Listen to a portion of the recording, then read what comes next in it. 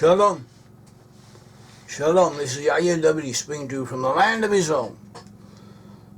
We're about to discuss the land of Israel. Who does it belong to?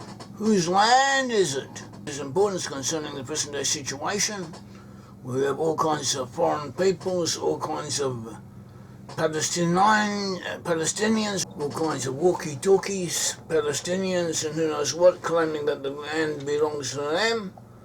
Also we have claims by different groups saying that they are the true Israel. And the truth is that according to the Bible is what decides. The Bible makes the decisions. So the Bible, as we have shown elsewhere, the Bible defines the present-day Jewish people as Judah. And today Judah has the greatest claim to the land of Israel, but Judah is keeping the land, preparing the land, at least a portion of it, for the lost ten tribes when they return. The lost ten tribes cannot return at present for different reasons that we will discuss.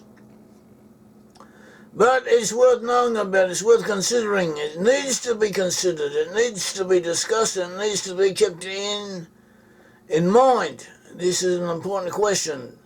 So the land of Israel was promised to the 12 tribes of Israel. The 12 tribes of Israel were descendants of the ancient Hebrews. They were descendants of the ancestors, the forefathers, the patriarchs, Abraham, Isaac, and Jacob. Jacob was renamed Israel.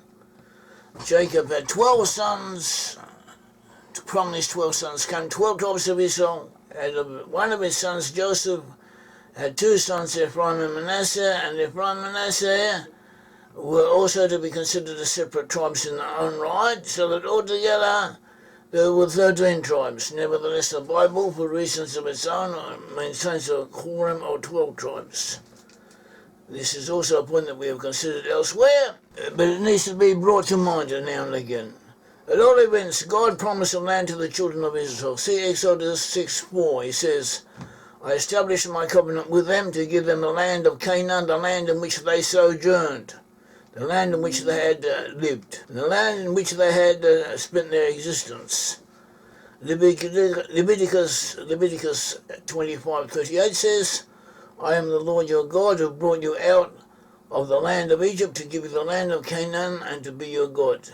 1 Chronicles 16, 17, 18 says, he also confirmed it to Jacob for a statute, to Israel as an everlasting covenant, saying to you, I will give the land of Canaan for a portion of your inheritance. Psalm 105, 10, 11 it says, then he confirmed it to Jacob for a statute, to Israel as an everlasting covenant, saying to you, I'll give you the land of Canaan as the portion of your inheritance. But living in the land had conditions attached to it. Certain exhortations and warnings were given along with the promise to receive this land. First of all, they had to drive out the previous inhabitants. It says, Numbers 25, 33, 55 to 56, but if you do not drive out the inhabitants of the land from before you, then it shall be that those whom you let remain shall be irritants in your eyes and thorns in your sides. They shall harass you in the land where you dwell. Moreover, it shall be that I will do to you as I thought to do to them. In other words, or you drive them out, or they will drive you out, God forbid. Also, the Israelites are to keep the law. That's what it says. The Almighty gave the land to the Israelites as their inheritance, their land. But to keep the law, Leviticus 18, verses 26 onwards, it says, but as for you, you are to keep my statutes and my judgments, and you shall not do any of these abominations, neither the native nor the alien who sojourns amongst you. That is not only you who are born descendants of Israelites, through all your lineages, through all your genealogical trees, think ye die true blood Israelites, even the stranger, the foreigner who's become part of you, who's come in and dwelt amongst you, who has converted to be like unto you, he also has to keep the commandments and do them. And he too, his sojourning in the land is also contingent on that. Leviticus 20 say, you are therefore to keep all my statutes and all my ordinances, and do them, so the land which I bring you to live will not spew you out. Now we should note that elsewhere we have spoken of this, that the 10 tribes when they return first of all come to outlying areas of the promised land in its extended borders to Syria, to Jordan, Lebanon, and other areas.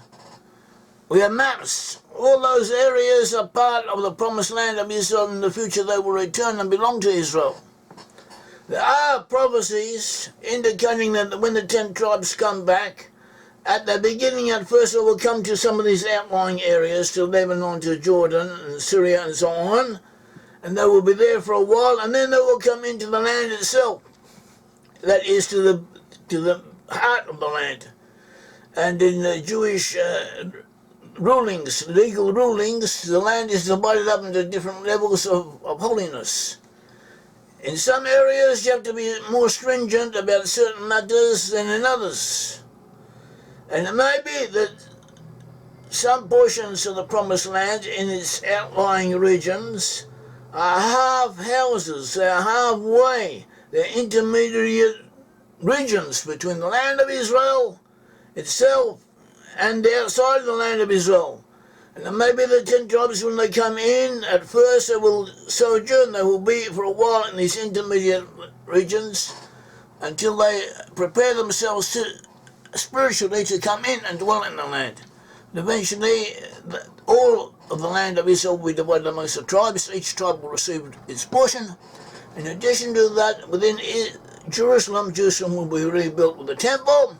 And within Jerusalem, each tribe will receive its own section. And God gave us the land, and he praised it.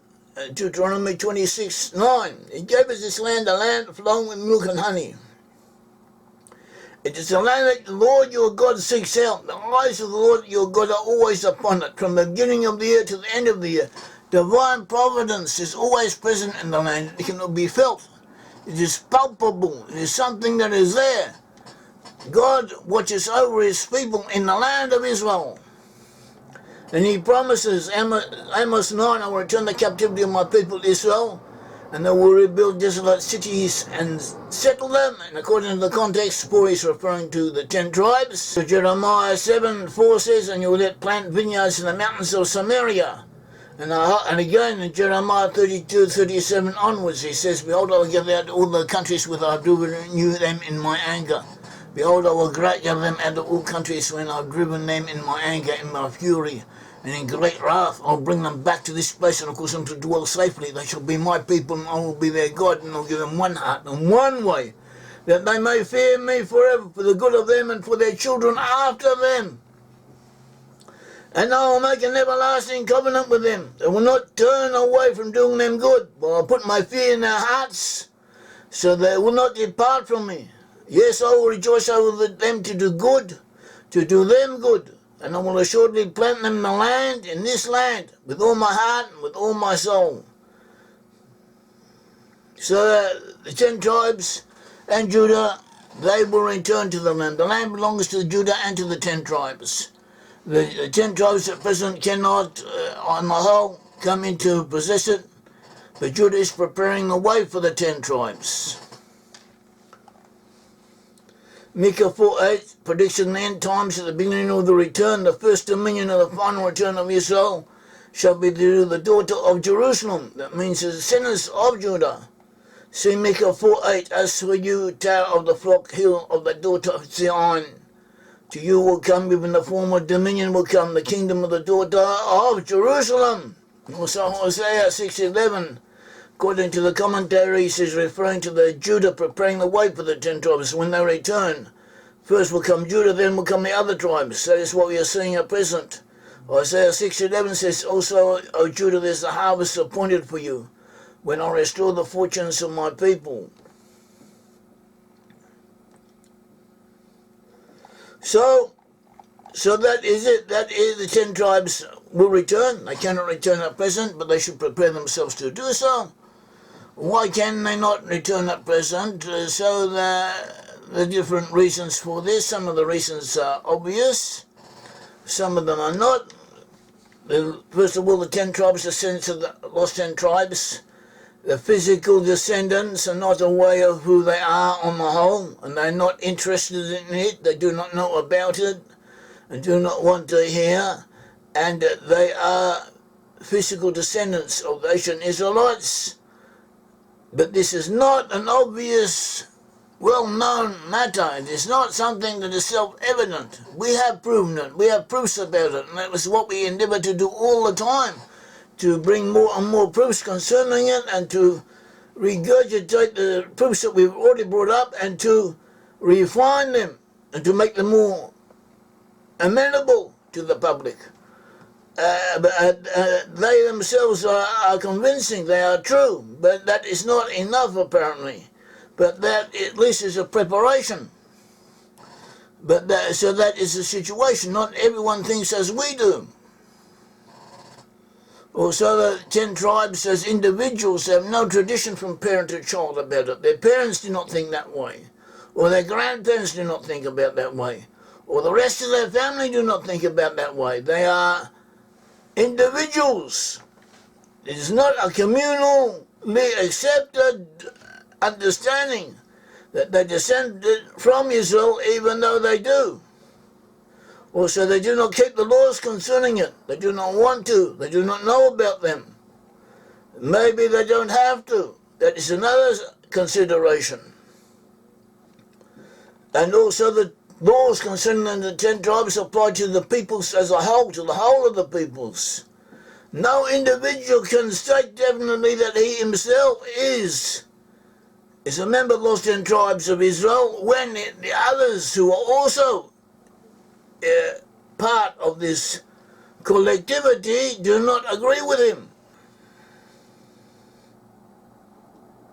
But we do have evidence. We have evidence from the Bible, from rabbinical sources, from linguistics, history, and so on. And the evidence is true. It can be proven. But first of all, in order to prove it, people have to listen. And even then, there are a lot of obstacles, psychological obstacles to overcome.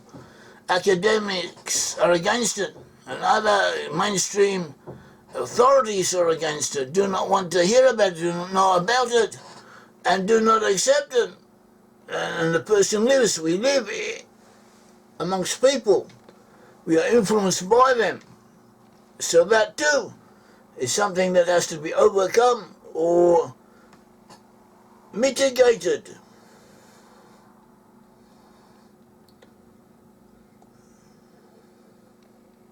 So all this may change in the future, we don't know. We believe it will, but in the meantime we live with what we have. So we work. We work to spread knowledge, we work to increase this knowledge and to spread it, to refine it, and we need the assistance of others to do so, because that is the way the world works, that is the way we find ourselves. We need your help to support us. And so the 10 tribes also need your help. You need your own help in this matter. Thank you. May the Lord God of Israel bless you.